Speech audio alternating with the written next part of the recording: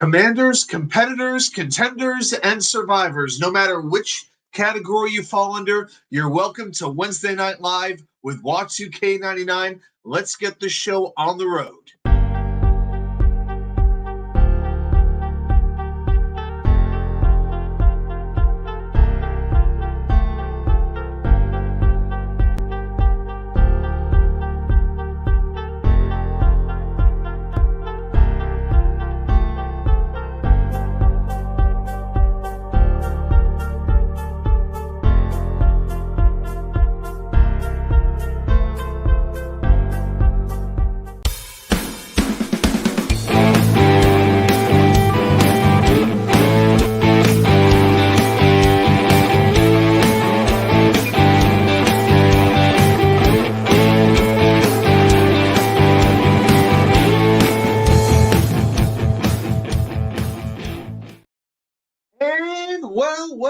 Welcome back to New York Sports Wicker Media. I'm WA2K99. Welcome to the 8th episode of Wednesday Night Live.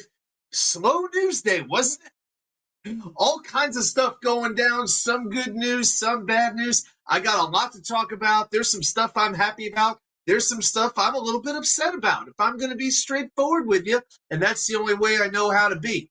But before we get into all of that, and we got so much to get into tonight, let's start by saying hello to a few people who have joined us here in the chat. Jets, Mess, a true loyalist of the New York Sports Wicker Media channel. Wicker Man. Yep, that's what they call me on YouTube. By the way, if anybody is interested, we do have super chats and super thanks. They should be available down below. Hank G, always good to see you. Welcome aboard, my friend. Grandizer wants me to push the stream back 20 minutes, trying to get Jeremy to finish up. We've already started. When the show starts, the show starts. You know, we got a regular time here, and yeah, we're on it. We'll be getting to the Jets a little bit later on tonight, but we got a whole lot of stuff to talk about, and I've been waiting all day to come on. Can't wait anymore. Here at General in Sports, the great John Post does his live streams. He's doing them a whole lot more. He's done quite a few Mets games as of late, including just the absolute joke of a game tonight. We'll get to the Mets in a little bit. Believe me, I got a few things to say about that. Baba Booey. Right back at you, Grandizer. Yep, for sure. And we got guys in the chat greeting one another. Say hello. Hey, I know we got 7 people in the chat right now. Just say hello to everybody in the chat. We're here to build up a community here, open to different opinions, different feelings, and stuff like that. So yeah, if you don't want to chat, completely your choice, but just want to know you are welcome to do so. All right, I'm going to get to the Jets in a little bit, but first let's get going right now because I got some 3 and out to get to. First of all, the New York Mets.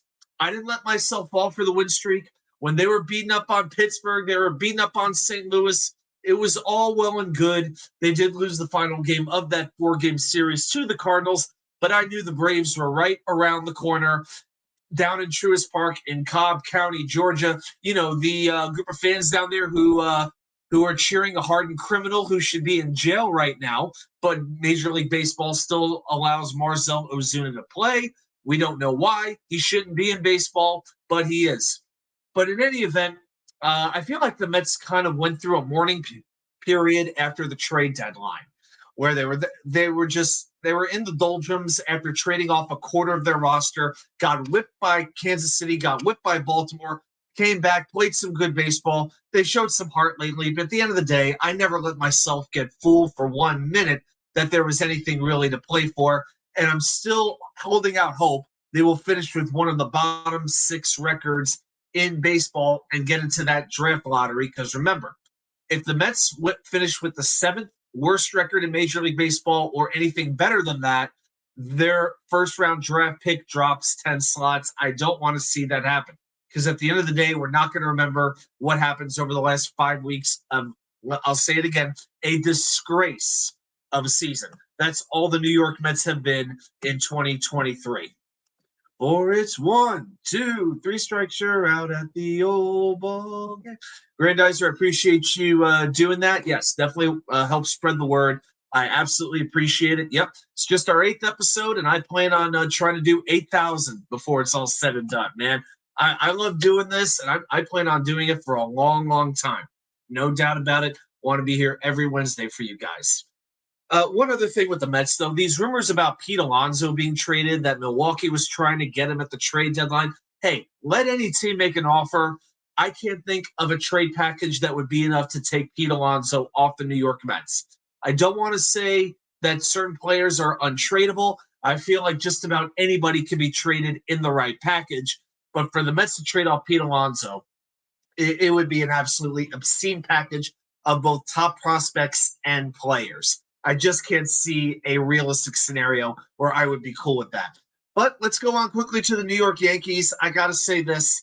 As long as I have been watching baseball, it always felt like the Yankees would find a way to overcome adversity, get in the mix, be in the playoffs. This is the first season I can remember in 30 years where they were an absolute embarrassment. Going into tonight against Washington, they're doing a lot better tonight. But going into this game, the Yankees had lost 9 games in a row. The Yankees had not done that since 1982.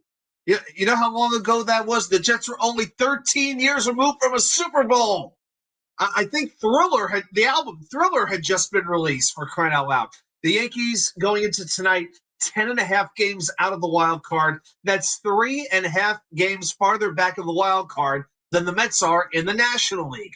Absolutely unbelievable. Want to say a quick shout out to Emanon, man. It's good to see you here, man. I'm glad you're here. By the way, everybody, did you know Emanon is no name spelled backwards? It's amazing how long it took some people to figure that one out. But before tonight, the Yankees scored in the first inning, took a 1-0 lead. Before that, the last time they held a lead was 61 innings ago. The New York Yankees all-time organizational record for that is 63. 61 innings without a lead. That's almost 7 full games.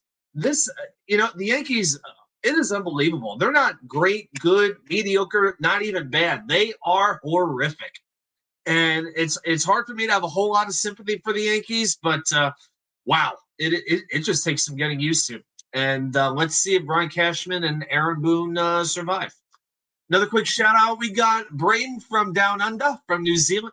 Braden, I'm not saying this is definite, but Braden, I want you to know, later this year, I just may be in your neck of the woods.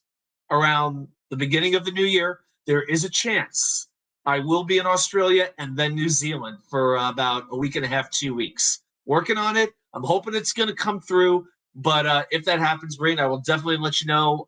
Don't know if I'll be in your neck of the woods, but man, it would be absolutely fantastic if we could meet up even for a little bit. That'd be freaking awesome.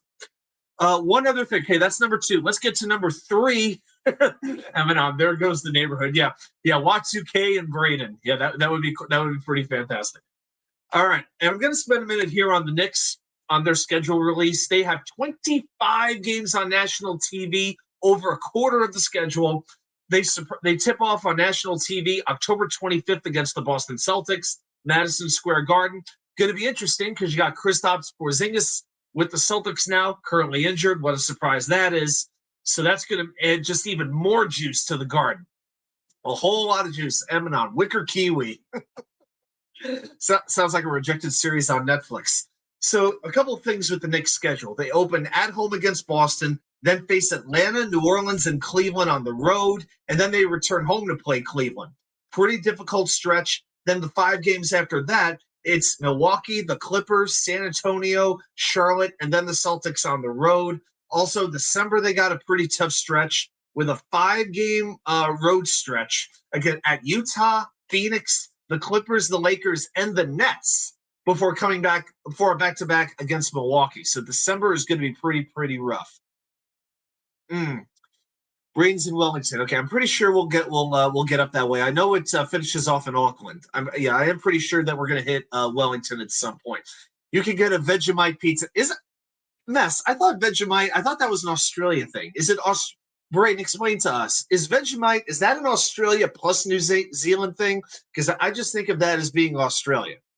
Yeah, but if I'm down there, I'm sure some Vegemite will have to be part of the. You got to experience the local culture, right? Isn't that kind of funny when people go on vacation somewhere and they say, "I want to do what the locals do"? Yeah, that means you go to work. Okay, so yeah, you're not doing what the locals do. All right. Oh, and a few things about the end of the season with the Knicks schedule. They play Chicago January 3rd and not again till April 5th. In fact, 3 of their last 6 games are against the Chicago Bulls. Very strange. And speaking of those last 6 games, the first 4 of them are on the road at the Bulls, at the Bucks, at the Bulls again, and at the Celtics for hosting Brooklyn and Chicago. That is not an easy finish by any stretch of the imagination. David Garrard, welcome aboard. I hope you started at 10 and not at 8. I want to be here for the start. Yeah, we started at 8 o'clock, but that would be Mountain Time. No, we started 10 o'clock Eastern. Yeah, we pushed that time out. Want to keep it specific, want to keep it clear there. Don't want there to be any room for any confusion. Yep, you haven't missed a whole heck of a lot except a little bit of a baseball rant. So that's it for the 3 and out. Let's get right to the New York Jets. And I know I got a lot of Jet fans here in the chat. And there is a whole lot to talk about, and I'm going to start with the topic of the day. So today I'm doing an appointment at work. I had to be away from my phone. Actually, you know what? Before we even get into the Jets, there is one thing that I got to fix. I think we got a little bit of blue going on. Let's flip it right over. Yes, there we go. And we got one more thing that we got to say. So Jets fans, say it with me.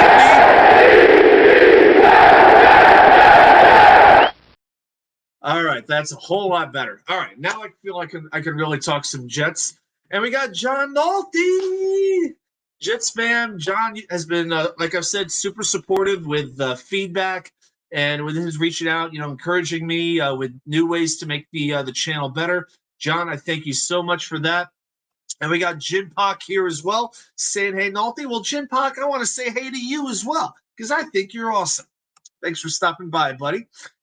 Okay, so I'm away from my phone for 20 minutes this afternoon, and then I come back to it. I have about 8 or 9 Twitter alerts. Usually what that means is every Jets beat writer is tweeting about something, because I got my notifications on for about 4 or 5 different Jets beat writers. And I get the news that Corey Davis, wide receiver in his 6th year, 28 years old, is stepping away from the New York Jets. And I got to tell you, in the moment, I was one ticked off Wa2K99.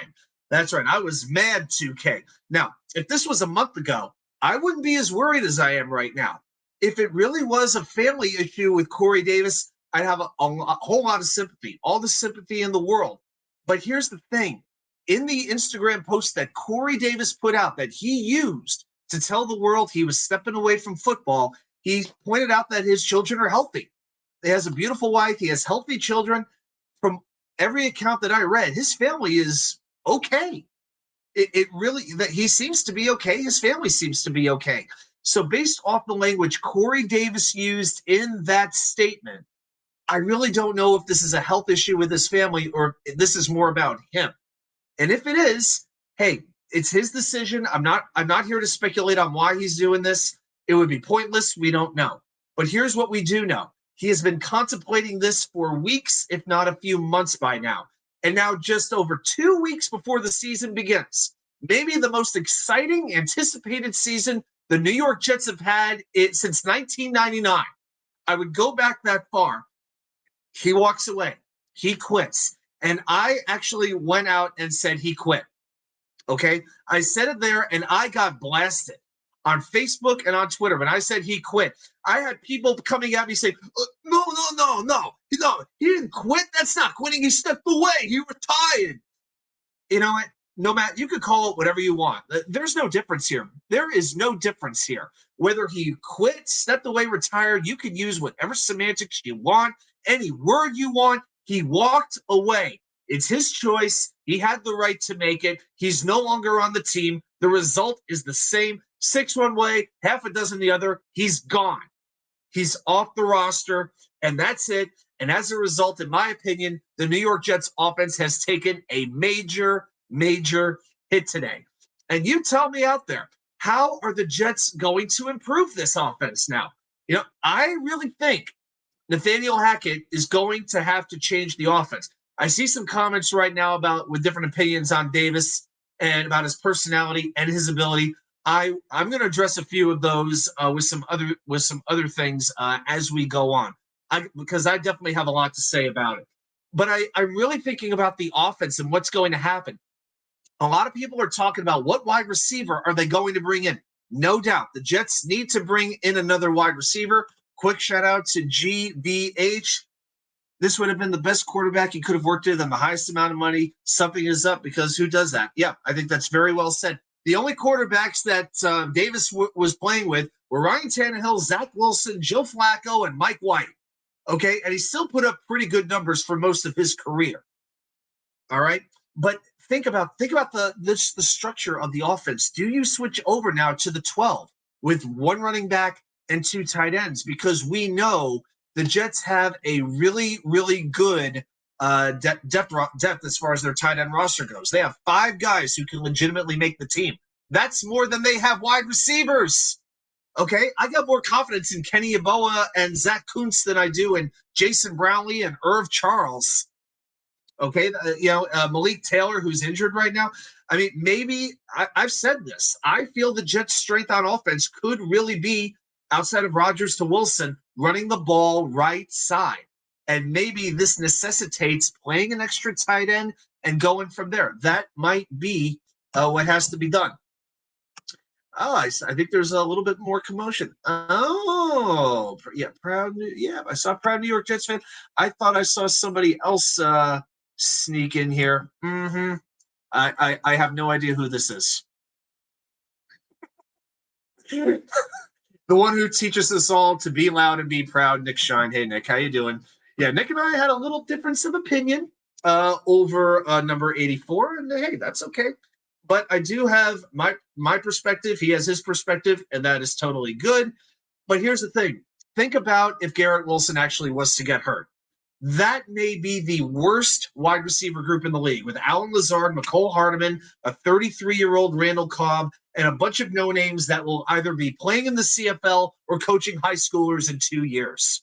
Okay? It's essentially a lot, and you can make the case. It would essentially be what Rodgers had to work with last year. And there is something to be said about that. But, we've invested a lot in this team. We don't know how much time we have with Rodgers. It may be 2 years, 3 years. David Garrard's already saying so much for the One Jets Drive segment. Oh, yeah, when he was hanging out with the kids. You really have to wonder next week how much that's going to be covered. If either show will profile Corey Davis, if they'll talk to him, maybe we'll have like some dramatic music of him walking out the door in Florham Park, the door slowly closing behind him. It is very, very possible. Yeah, it'll be interesting to see how that gets covered. But here's what has to be replaced over Davis's career: 7 targets per game, 50 yards receiving per game, about a 60 or 61 catch percentage. So he caught well over half the targets thrown to him, which is more than I could say about a lot of receivers the Jets have had lately. And again, I'm going to say it again. Think about the quarterbacks: Tannehill, Wilson, Flacco, and White. He has played with mediocre to lousy quarterbacks his whole career. Imagine what he could have done with one of the absolute greatest of all time throwing him the ball. And here's the other thing. For those who say Corey Davis has no heart, he was acknowledged as a damn good leader. He had the respect of his teammates. I'm going to emphasize the word had, because I don't know if he still does. But he was respected for his work ethic, for his attitude. He was always appreciated for that. And gosh, it's rough. I want to say a quick hello to Eric Wallace. Good evening to you as well. Appreciate you stopping by, my friend. And hey, guys, remember, we will be doing Jets trivia at the end of the show. I know we always block off an hour, but hey, I'm gonna stay on as long as it takes tonight, because there is a whole lot to talk about, and I definitely want to take your thoughts and take your questions as well. All right, I'm going to look at a couple comments, then I'll get back into some of my thoughts. GVH, if Wilson is equivalent to Devontae, he should only be, how comparable are these pass catchers to what Aaron had in Green Bay his last MVP season? I know you are good with stats and appreciate your takes. Well, thank you very much. We'd have to break that down a little bit more, but I can tell you this. After Adams left, you saw the definite downturn in Rodgers' level of play. Now, I know he had the wrist injury. I think his ribs were also banged up a little bit. But, if Wilson can deliver that sort of level of play, and, he seems to have the ability, he looks like he has that ceiling. We don't know yet, but we're all counting on a big step up from Wilson. But you know what? They're still kind of getting their chemistry together. You remember, if you watch One Jets Drive, Rodgers was talking on the sideline to a couple of ex-Jets players, and he said, I don't quite have it right where I want it because he's just so quick. I'm not throwing the out balls right where he wants them, so they're a little off this way or that way. So Rodgers is still kind of getting that throwing down. Even the deep passes to, say, McCole Hardman, he's still working on getting the placement just right. So this is a big reason why I feel like Hall and Cook, they better be ready for week 1, because I don't expect this passing game to come out on September 11th against Buffalo. I don't expect 400 yards and 4 touchdowns from Aaron Rodgers. And it doesn't mean he's taking a step back, but I still believe it's going to take a little time for that passing game to really be in sync. So watch for a lot of short passes to running backs and to tight ends. I'm still thinking that it's going to be that more West Coast offense early on in the season. David Garrard, we do need someone now. It could be worse. He could have done this September 5th. God forbid something happens to Garrett. We are screwed. Yeah, I think Garrett Wilson, outside of, if you had to rack up your most indispensable Jets, I wonder who they would be. And you know what? You have such a deep defensive line. We love Sauce. You could say Sauce. You still have DJ, and he's still more than capable. But behind that, you don't have a lot of depth. You could really say it's Rodgers, it's Sauce, and it's Garrett. And you can pretty much shuffle them any way you want. You can make the argument Garrett is now more indispensable than Sauce Gardner. You can make that case in my mind. I really think you could, because DJ is a more than capable cornerback. Who's the next? But I like DJ as a player more than I do Allen Lazard. Okay, that's kind of what I'm thinking at this point. So, but I do wonder about this current wide receiver crop. I mean, is Randall Cobb going to step into a time machine? The guy is 33 years old. If he can still get open, God bless him. But they may have to use him a whole lot more than they were planning on. Will it be one of these undrafted free agents? Let me know what your thoughts are on the UDFAs, if there's a particular one that you like. But let's be honest, these guys, once you put the pads on, once you're playing the games, these guys are not exactly setting the world on fire. Not unless they're quoting Eminem from 8 Mile during the rookie shows. Nice job by Jerome Cap, by the way. I've done some videos before on Jerome Cap. I'm excited about his athletic ability, what he has to offer. I think he has great measurables. But we're yet to really see him stand out in a really notable way. But if nothing else, we know that he will always have he'll always have a place on YouTube for sure. That was a very impressive job, the way he quoted Eminem from the movie 8 Mile. So hey, Jason Brownlee, you know what? He led the Jets on Saturday against Tampa Bay with 4 receptions and 50 yards. We've been waiting for him to wake up during the game, and he showed off a little bit. Gibson, I feel like Gibson's a little bit more of a returner. Should go to church and thank the good Lord above, because Brownlee was making this roster over him. I think so. At this point, yeah, you pretty much have to count on one of those receivers making the roster. The opportunity is there. And, I'm sure Garrett will play probably a series or 2 with Aaron Rodgers. But at that point, why risk it? At that point, I'd take him off the field. Lazard, you figure Lazard will not play against the Giants this Saturday. He's a little bit banged up, should be fine, but there's no reason to play him this week. I would really start Hardman, and I would just keep rotating these receivers in. Rotate in Gibson, rotate in Taylor if he could play, Brownlee, Cap. Just keep doing it, and let's see who can make the biggest impact. And because somebody's going to get a job, and God bless them. Hopefully they can pull it off. So, but hey, here's another thing to keep in mind. All the cuts have to happen in 6 days from now. It's not 2 or 3 rounds of cuts anymore. It's just 1 round of cuts. And all of that is going to come down on August 29th, next Tuesday. So who will the Jets grab? There's a good chance. If you had a bet on a position shaken loose, it could be wide receiver. I think there is a chance that something like that could happen. And I do want to say this on a personal level with Corey Davis before I go any further. I have supported him amongst all criticism from Jets fans ever since he signed. I really did.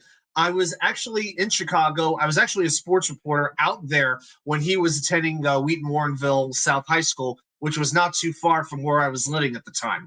So I did get to see him come up a little bit. So, yes, I was rooting a little bit extra for him. But coming into a contract year with Aaron Rodgers, it felt like a big season could be coming. And the fact that he threw it away, I am annoyed because I felt like he was just reaching I felt like he was reaching the pinnacle. You could talk about the injuries, recovering from the double groin surgery, which I felt really, really limited him. I think it took a long time for him to recover from that.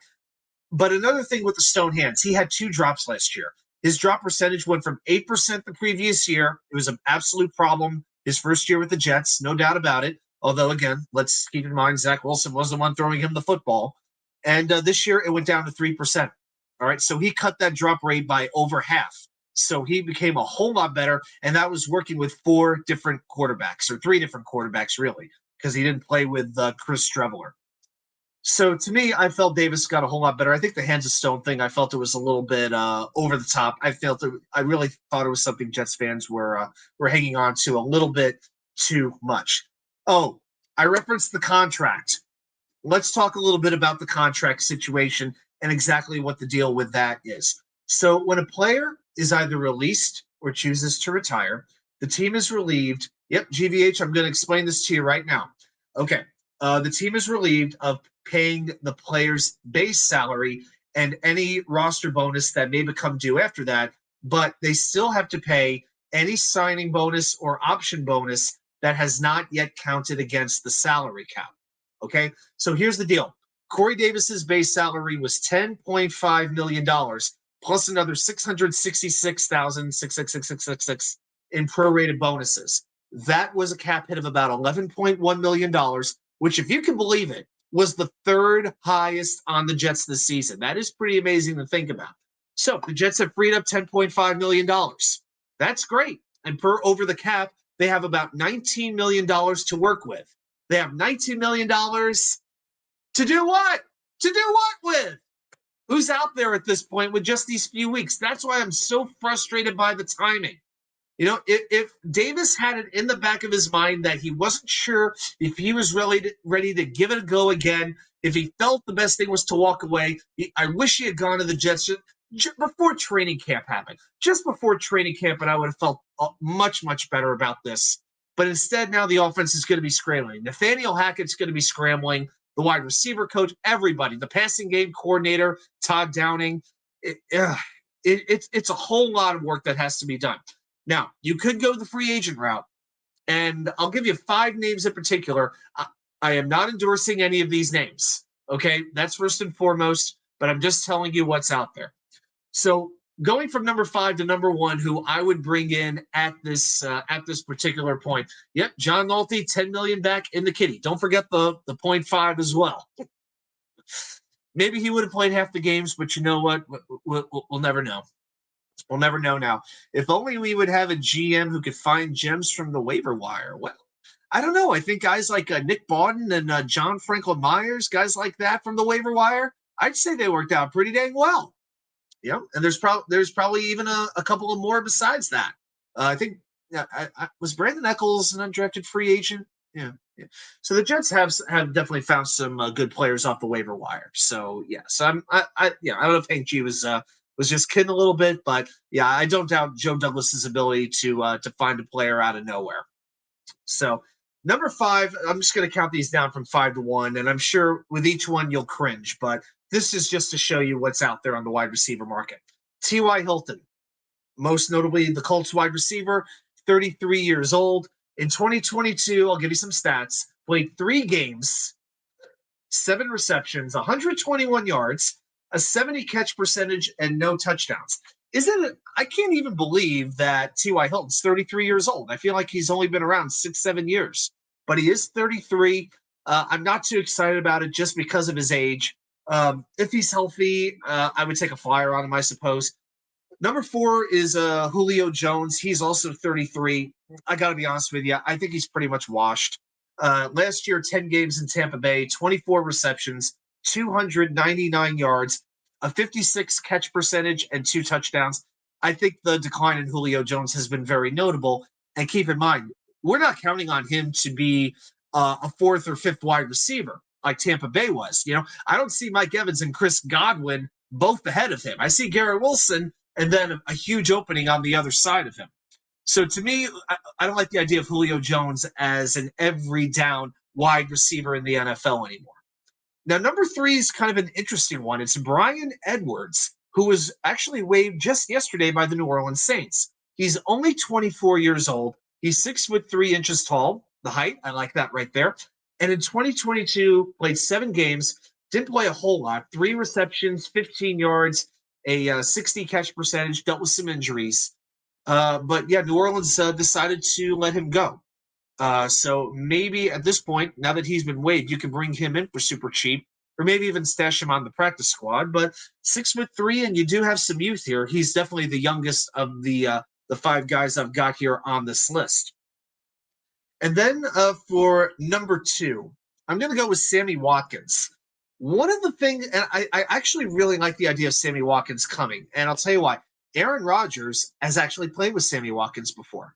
Last year, Watkins was in Green Bay for 9 games. Not quite Jets mess. This is a Bryan Edwards, not Braylon Edwards. Although I'll tell you what, with what's available right now, I might even take my chances with Braylon Edwards to come back. You do have to say this. I can never doubt the ability of Aaron Rodgers to elevate the play of a receiver, a tight end, a running back, a fullback. I absolutely believe Aaron Rodgers is very capable of doing that. But I do believe he needs a little time with some of these guys to develop that connection. And the good thing is with Watkins, he already has that connection. Last year, Watkins played 12 games, 9 of them with Green Bay. He's 30 years old as well. He had 27 catches, 325 yards, and a 59 catch percentage, no touchdowns. I think Watkins makes sense here. If I had to take a flyer on a player for 1 year, if Rodgers likes him, which is what I hear he does, then I think it's a good idea to bring in a receiver who is not that old, has still shown some capability. He's played in the league with a lot of good quarterbacks as of late. Mahomes, Jackson, Lamar Jackson as well. I think a situation like that could work out. And the other one, this is like a 1A and 1B. The other receiver is Jarvis Landry, 30 years old, been to 5 Pro Bowls. And in 2022, looked pretty good.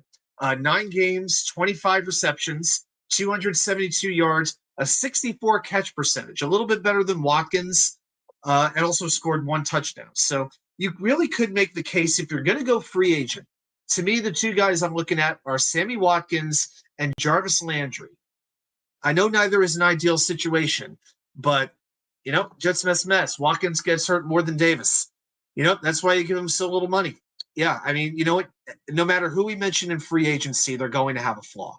There's going to be a drawback. And, Landry was hurt too, but at least this is a situation where, we felt the same way about Quan Alexander coming in at linebacker. What we were most concerned about, the injuries. But you know what? He stayed healthy and he had a heck of a season.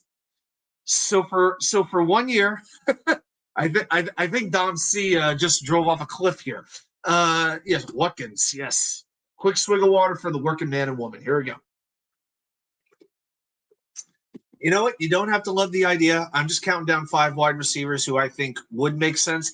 I mean, what do we want to do? Do we want to bring back Jeff Smith? He's still out there.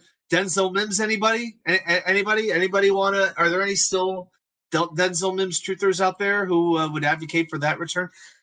I like the idea that Rodgers has played with Watkins before, that he knows him a little bit. I think it would just be a smoother transition than bringing in a random receiver that he's never played with before.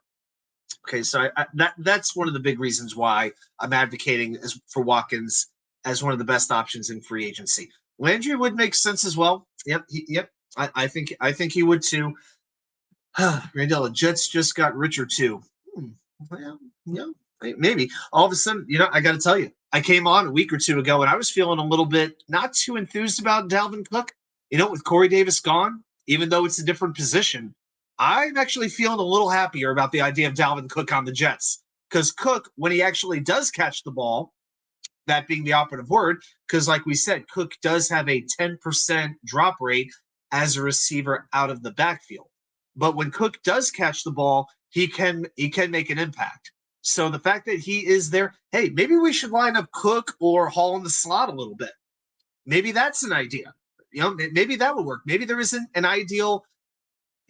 I guess your usual formation, if you go, triple wide receivers, is going to be Garrett Wilson, probably Hardeman in the slot, and I would think Lazard on the outside.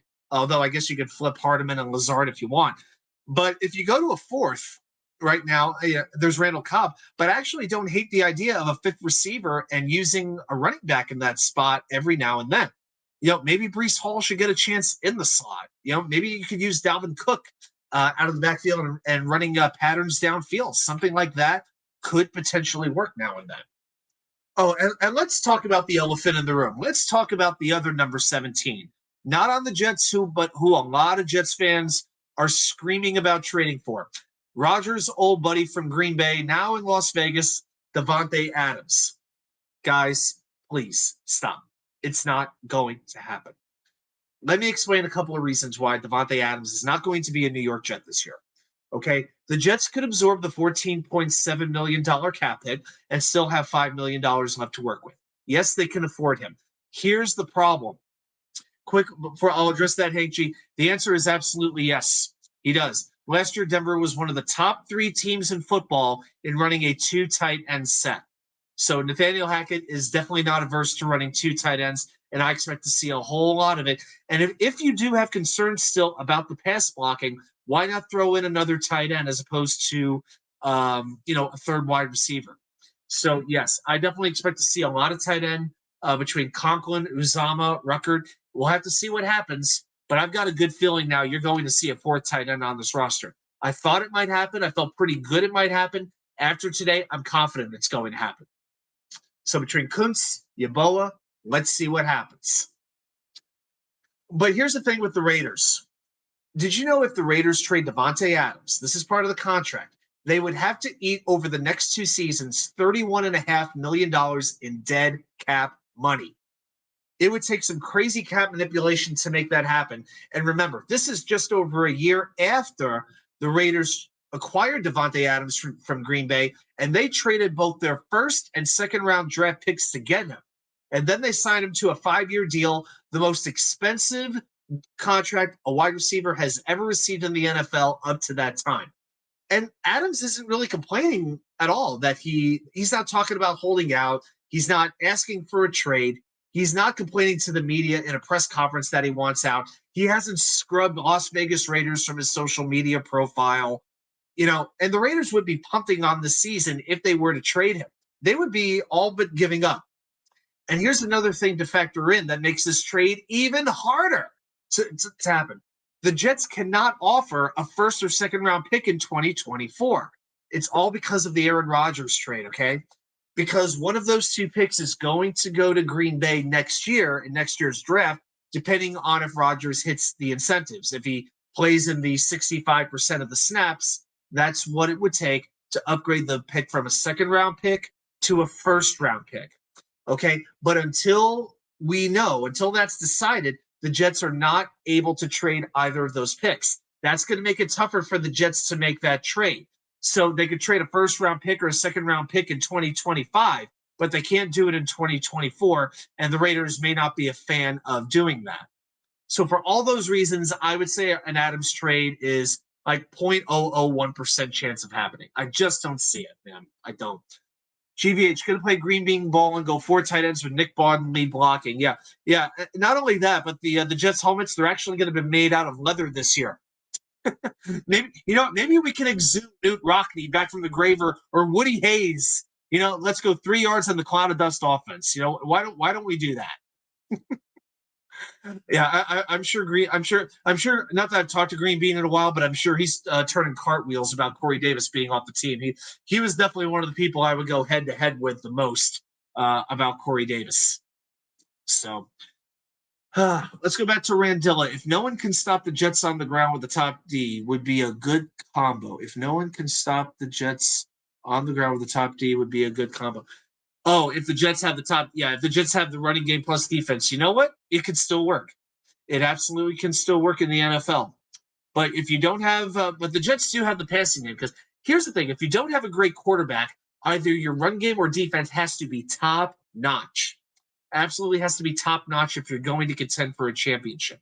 And the thing that we don't really know is with Breece Hall and Dalvin Cook, they're both coming back from the injuries. I know they're cleared, and we know they're not going to play this Saturday. That's fine. God bless them. They don't have to play this weekend. But will they be able to play week one, and will they be able to handle, 10 to 12 carries each during the game? It's going to be fascinating because, like I said, I think the Jets offense is really going to need a really strong running game, especially early on in the season. Okay, we do have a few other things that we do want to mention. Oh, one or two other thoughts on the offense. Then we're going to talk some defense. Want to talk a little bit of Hard Knocks too. I am hearing rumors about Hunter Renfrow, that the Jets could possibly look into trading for him. So be a different Raiders wide receiver. You know what? I could deal with it. If it costs maybe a 5th-round draft pick, hey, I'm game for it. Now, he does have an injury history, especially last year. Had a concussion, which cost him a lot of the season. Had an oblique problem. I understand now he has a shoulder issue as well. But in 2021, which I believe was his second year in the league, Renfrow had, check these numbers out, 103 catches for 1,038 yards and 9 touchdowns. So he is very capable player if he's healthy. So if that's the case, if the Jets could get him for a day 3 draft pick, I would be very open-minded to that. But I think first you wait until cuts happen next Tuesday, because if you could get a comparable player just, off the waiver wire that another team has cut and just add him onto the roster, save your draft pick, that's the move to make. But yeah, for a trade target, I don't mind the idea of Hunter Renfrow. It is funny to see the Mike Evans talk, after the little back and forth he had with Quinn and Williams about his weight. But I don't know. I don't know if Evans is getting traded. And if he is, let's be honest, it's not happening now. It would happen towards the trade deadline once, shockingly, a Todd Bowles team falls out of it. Hard to imagine that a Todd Bowles team would be horrible, but that's what I think we all envision happening to Tampa Bay. So I like the idea of Renfrow, and I think that could happen relatively soon. If you're looking at a Mike Evans, I think you're going to have to wait towards the trade deadline. All right. So that's what I want to say about Corey Davis, this whole wide receiver situation. I want to move on to the offensive line for a little bit because, like we said, you can barely do a Jets video if you don't talk offensive line, right? I think it's illegal in certain states. But a great job by Mekhi Becton. I'm really happy to see him coming along here at right tackle. 19 pass block snaps, did not allow a single pressure on Saturday. Dominated the run game like we know he can. Played 28 snaps total, and now he's going to be playing right tackle this Saturday against the Giants. This will open great holes in the run game. Oh, and by the way, I'd like to call somebody else out in the media, and that's Mina Kunis from ESPN. Now, let's keep in mind, Mina, doing a good job. She's risen in the ranks a little bit. God bless her. But she's a Seattle Seahawks fan. That's really her speed. I think she's still a little bit bitter about the way the Jets absolutely roasted Seattle in the Jamal Adams trade. That's just my theory. So she's pretty open to taking shots at the Jets when she can. And I was watching a video, and you know what she said the biggest weakness is that the Jets is going to have this year? Run blocking. Run blocking is what she thinks will be the weakness of this Jets team, of all things. Now, on the left side, I could sort of see the point. Dwayne Brown has always been known as a pass blocker, not a run blocker. Laken Tomlinson, he had a bad year. He has to prove it. He has to have a bounce-back season. But as I've been telling you every week, the right side can run block. You've got ABT at right guard. You've got Mekhi Becton now at right tackle, entrenched at right tackle. And when Joe Tippmann does come back, and eventually sometime this season, I think it's going to happen during the season, he will move Connor McGovern out of the way and take over the center spot. They will be running teams over, okay? And now with the loss of wide receiver talent, the running game has to work that much more so than before. But yeah, when I saw that comment from Mina Kunis about whatever her name is, about the Jets having terrible run blocking, to me, it was absolutely laughable. Oh, and we're not even factoring in Nick Bawden at fullback, guys like Jeremy Ruckert and whatnot at tight end. I'm not worried about the run blocking for the Jets. I'm really not. Okay, let's talk a little bit about the defense here. So on Saturday, they had a great pass rush, seemingly as always, through 3 preseason games. Let's talk about some of the defensive ends and what they have done over these 3 preseason games. Will McDonald, 7 pressures, 1 sack, a 17% pressure rate. Oh, by the way, another thing. See, I'm just running through a whole bunch of complaints tonight, right? Another thing I've been seeing online today. Well, this is proof the Jets should have drafted Jackson Smith-Njigba. He was there. He was there. The Jets should have drafted a wide receiver in the first round. Why are people still overlooking Will McDonald and what a great pass rusher he is looking like? Still raw, still has a little bit to learn about facing a really big offensive lineman. Hopefully he can learn to play the run one day. But he's got 2 legit pass rush moves. It is really, really working. David Garrard, someone help me. Who was Darnold's wide receiver back then who he cut? He used to be a quarterback. Terrell Pryor? I know that's not who you mean, but my first thought was Terrell Pryor when the Jets had him for 5 minutes. Yeah, but the Jets have got a couple of players like that who they've converted around a little bit. Yeah, GDH Jackson's about to go get wrist surgery. He may miss week 1. We don't know yet. So I'll have to see what happens. But yeah, it doesn't sound like it's going to be too devastating. He might miss a week or so. But yeah, McDonald, a 17% pressure rate. Bryce Huff, 7 pressures as well. 3 sacks, 17% pressure rate also. You're welcome, David. I'm happy to help you out. See, this is why I do all this. That's why I was doing all that trivia research. I have all this useless stuff inside my head that I just say for Wednesday nights now. Jermaine Johnson, 4 pressures, 1 sack, 15% pressure rate. You know what? I'm almost worried about putting the starters back in. I'm almost worried. Can't you see this happening, Jets fans? Can't you see it? The Jets get off to a slow start with the pass rush.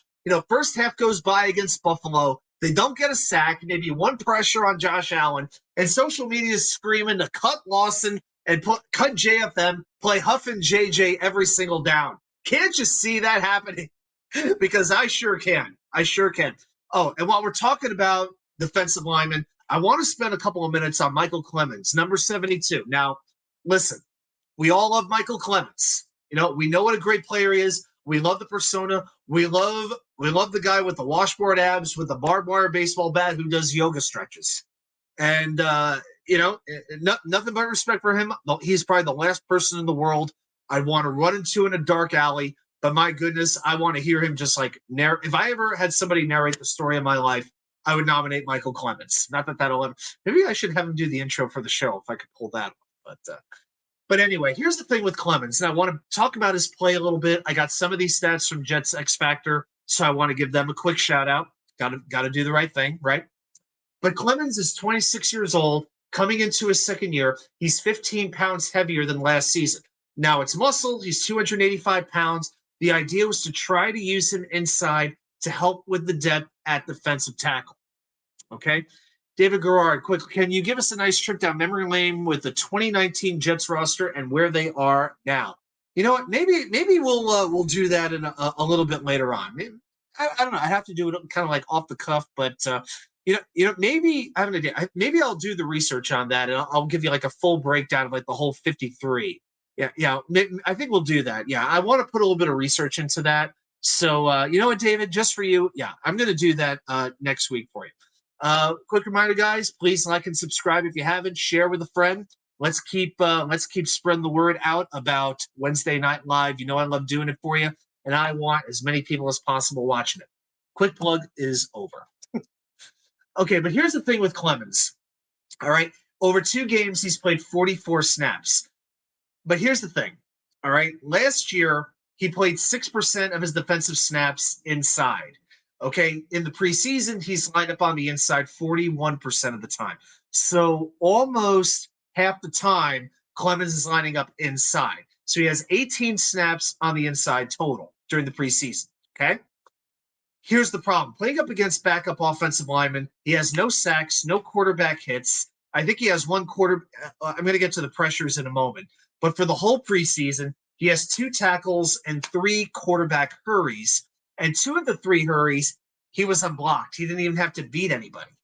Okay, so it hasn't been quite as good. The problem is when Clemens is at his best on defense, he's typically, going after a tight end. He's going after a running back. He's able to overpower a player, overpower a tackle. But when he plays inside, he actually doesn't have the strength enough to overpower an interior offensive lineman. So he's forced to go with these linemen who are 300, 320 pounds. Meanwhile, he's about 280, 285, and it's just not working right now. Now, he's a fantastic outside run defender, plays great special teams, no doubt about that. But, Clemons, like we said, he's 26. So we'll have to see how much more he can really do. I think this is an experiment that's ultimately not going to work. And I really think that this is a reason Solomon Thomas is not going anywhere. I think that John Franklin Myers is actually a more capable player right now on the inside of the defensive line than Michael Clemons is. So I want to mention that. Watching K99, do the Jets 1980 roster and where they are now too. Don't stop at 2019. Should I go back to the Titans days? Hey, quick shout out. Art Powell, New York Titans wide receiver from 1960 to 62, had 3 unbelievable years, is a senior finalist for the Pro Football Hall of Fame, along with Steve Mongo McMichael. God bless him. Fighting ALS right now. God bless Mongo. But Art Powell became a senior nominee, one of many, for next year's Pro Football Hall of Fame class. So that is pretty neat. He's not even a Jet. He's a New York Titan, though. So, but I think we could still count it, right? Okay. Oh, and one other thing about the preseason game that bothered me, and guys, I'm not going to stop talking about this. 8 penalties for 75 yards. There is nothing that can kill a team worse than mental mistakes. Okay, we saw turnovers, Bam Knight fumbling the ball, which I got to tell you, it hurt my heart to see Bam Knight fumble the football, but the penalties are going to drive us crazy. So that has to be figured out quickly.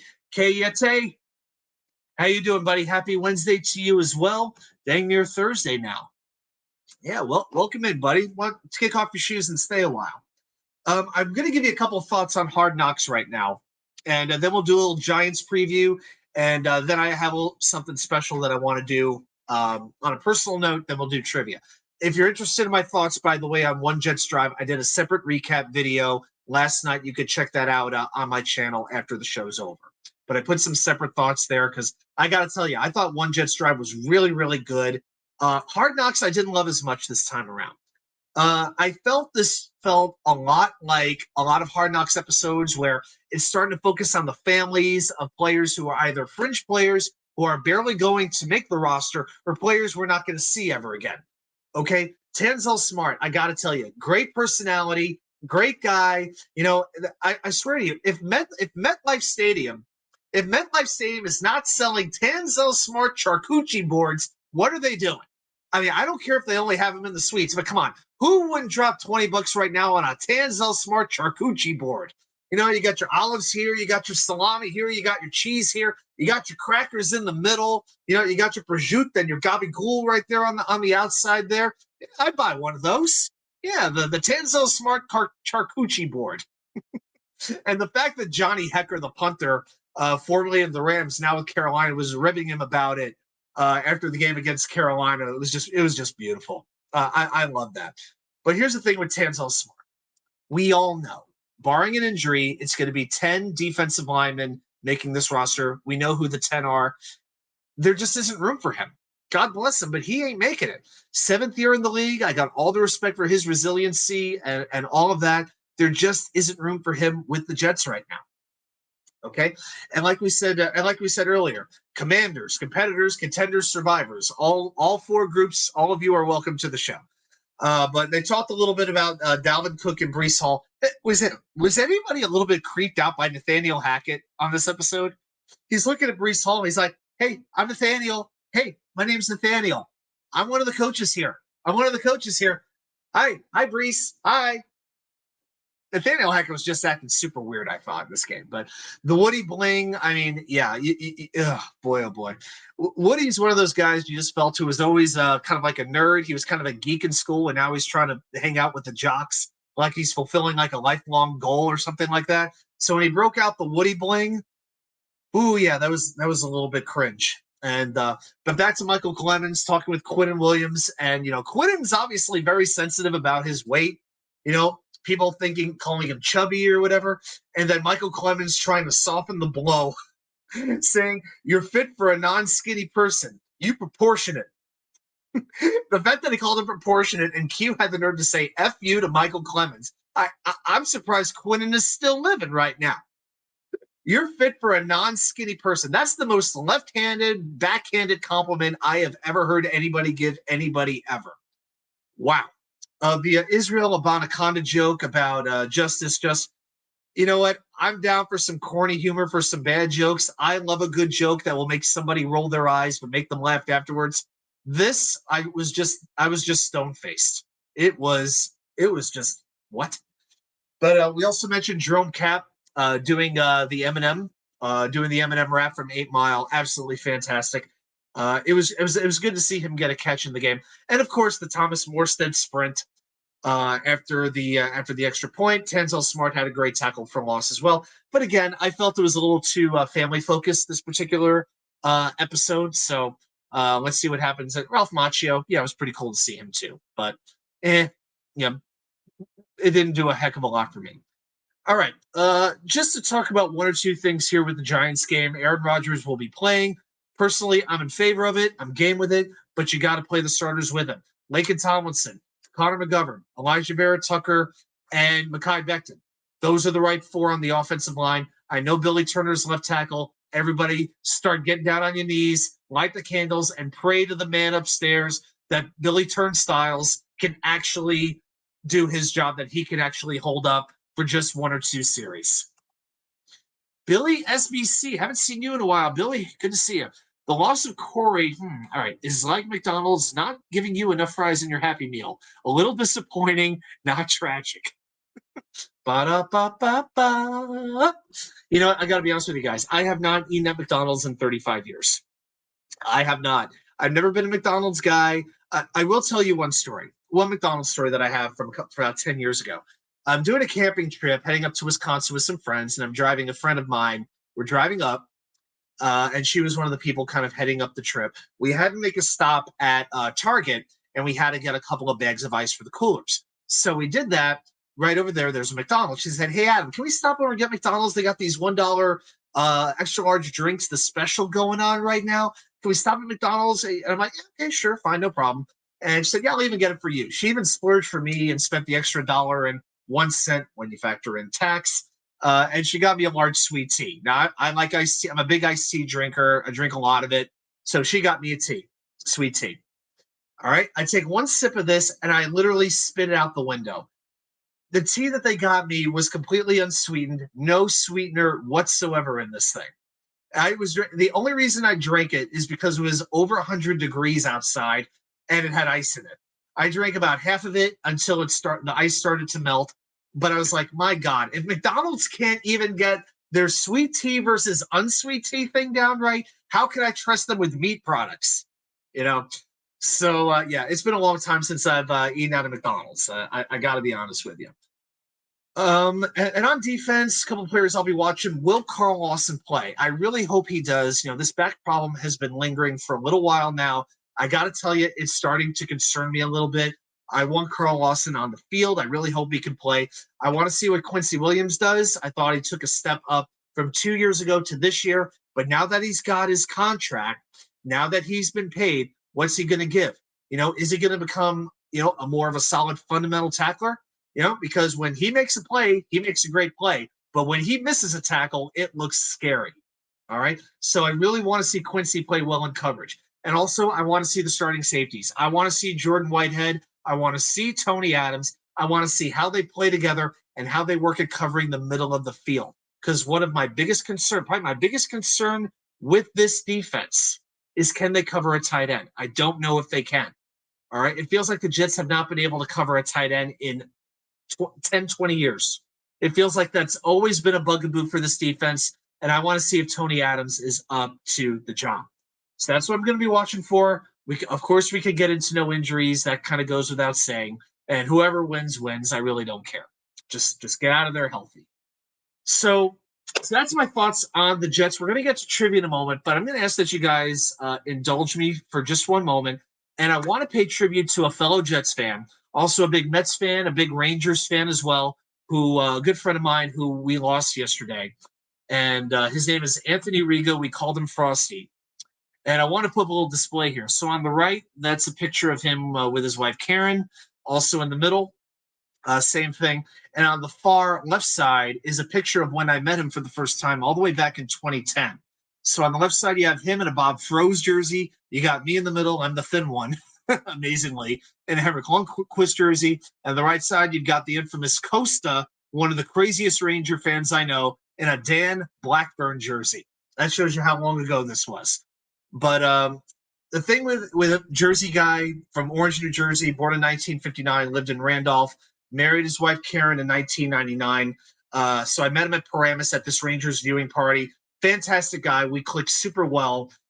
He was almost like a second uncle. We were just so similar, with our faith, with our love of the United States of America, with our sports teams. We could talk about just about anything. In later years, he became an administrator at his local church. But then it was May 23rd when I started going through some really catastrophic events in my life that he messaged me, and he told me he had a tumor in his liver and he had at best a year to live. And I asked him if a transplant was possible, and he said no, because the cancer had spread and the doctors couldn't really determine where. So a transplant wasn't possible. The finality of it, the acceptance that he showed, it was pretty jarring. And by the beginning of this month, I pretty much knew it was about over. August 1st, he goes into hospice. Over a week after that, he signed off on social media. We chatted for the last time about a week and a half ago, because most of our connecting was through Facebook, through Messenger. And on Monday, he passed at 63 years old. So I wanted to come on here and just say, we'll miss you, man. And I hope the Jets can have a great season for you, and hopefully the Rangers for you as well. Because, yeah, you're definitely one of the good guys, and hoping when my life can make you proud. So rest in peace, my friend. I'm going to miss you. Just wanted to do that.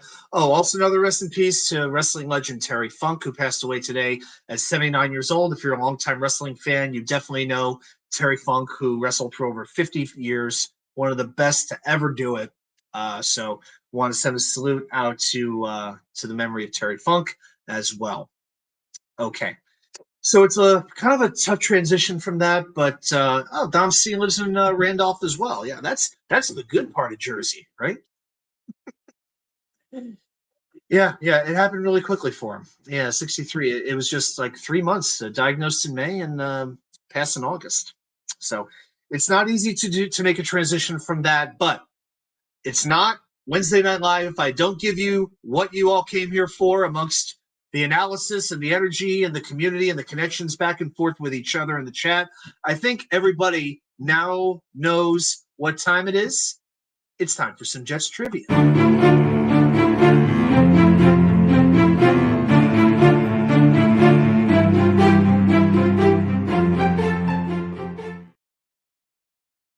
Okay, so last week I wound up winning that particular battle. I was able to stump the chat with Leon Washington. Yeah, who would have thought that would have happened? All right, so here is the question tonight as I get the 5-minute clock ready to go. All right, we're going to do a jersey number question tonight. And your question goes like this. Israel Abanikanda will be wearing number 25. Name the last 3 Jets running backs to wear number 25. All right? So the last 3 Jets running backs who wore number 25. Your time has started. I will be watching the comments. The answer is Lee Cravat. Absolutely correct. Yes. It's always Lee Cravat. Everybody, saying your rest in pieces and your condolences. Thank you very much. I know Karen, his wife, would very much appreciate it. David Garrard says Ty Johnson. That is a correct answer. Very, very good. Okay, so then we've got Scott. Jinpak says Scott Durking. Does he now? Scott Durking. Where? There we go. It took me a second to find my buzzer. Okay, Matt Forte. That is incorrect. From David Garrard. Yep, we said Ty Johnson. David D says Lamont Jordan. I'm sorry, but just for that, Lamont Jordan wore number 34. Ty Montgomery. No, that's a good guess, but Ty Montgomery is incorrect. Frank Gore. No, Frank Gore wore number 20. I think both of them, Montgomery and Gore, both wore number 21. Joe McKnight did wear 25, but he is not one of the three most recent ones to wear number 25. There are two other guys. So obviously not that long ago. Got 3 minutes and 20 seconds left to go on the clock, guys. No, it is not. Yeah, Katie, it is not Joe McKnight. He did wear 25, but it's been a little while since he was a Jet. So there are two guys more recent. Bilal Powell. I miss Ray Lucas so much on SMY. I really do. Bilal Powell wore 29, and I think Michael Pirine, did he wear 29 as well? To the best of my recollection, yeah, he did not wear 25. Yeah, that's a guy who's just kind of disagreed. It disappeared. I mean, green beans guy. You know, we all attach ourselves to certain guys. Sometimes they work out, and sometimes they don't work out. So, yeah, I could very easily make fun of them, but you know, I know we can handle it. So, okay. All right, we got 2 minutes 30 seconds. Half your time's up. Ty Johnson is one correct answer. Again, Israel Abanikanda is wearing number 25. Name the last three Jets running backs who wore number 25. Obviously, neither is on the Jets roster anymore. I don't believe that either of these guys. I think one of these guys is kind of hanging on. I'm gonna look this up for you real quick to see if either of them are still active.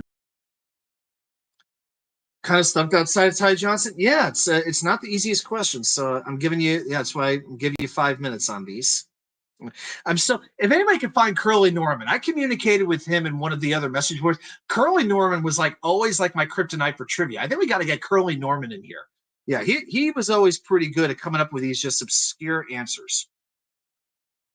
All right, actually, both these guys are free agents as of right now. So neither of them are in the league. Okay, the Jets drafted. I think the Jets drafted both of them. Let me just double check that. Yeah, so the Jets drafted both of these running backs. I know what David's doing. Why didn't you mention Jones as well? I will say this. Both of these running backs were drafted by the Jets in the late rounds, like 6-round draft picks. That might be giving it away a little bit, but just trying to guide you a little bit on that one. You're down to 1 minute. We got 1 minute left on the clock. Matt Snell, 41, right. It is not Curtis Martin either, if anyone's wondering. I will say these guys return punts. They played some special teams. So maybe that'll help. Not just running backs, but they both returned kicks and punts at some points in their careers, somewhere along the way. Got 30 seconds.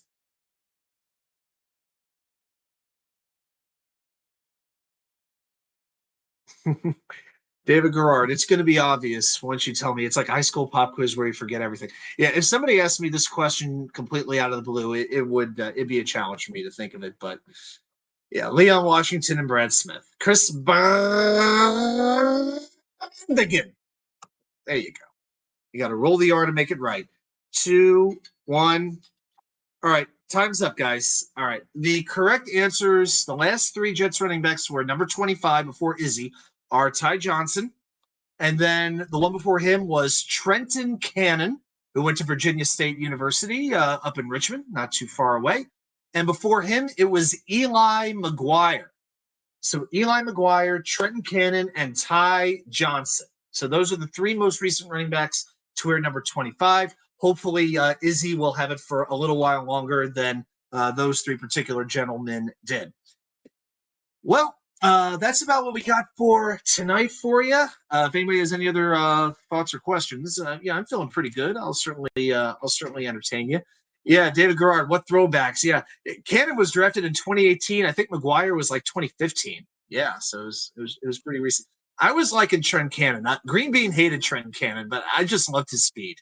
But he was one of those guys. He could run well, but that's what he really did best. Yeah.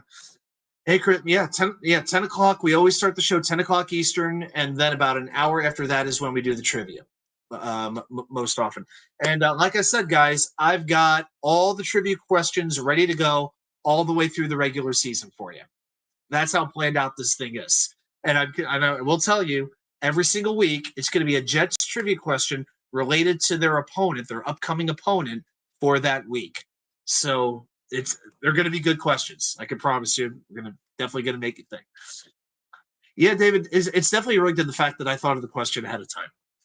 It's actually, you know what? The chat got the trivia, I think, 3 weeks in a row. And this time I stumped them 2 weeks in a row. So, hey, that's when it's at its best. When it's not too easy, when it's not too hard, just want to, make us think, make it reasonable. And, that's about the best question, really.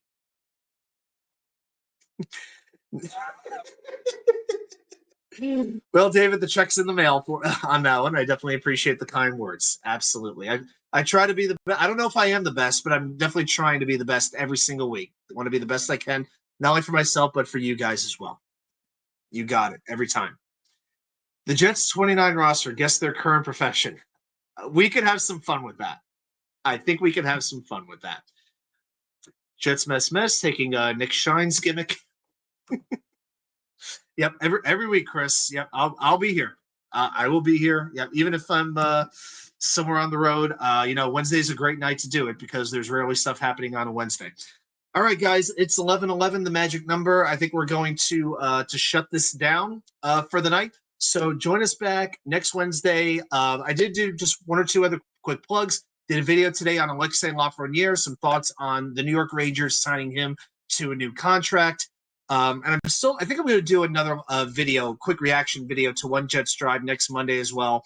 And we'll see what happens over the next couple of days. We'll record much as we can. And if something notable happens in Jets world or in the New York sports world, we will be talking about it. All right, guys, everybody have a good night. Be well, and I'll see you right back here with more content from you know where. The Wicker Chair.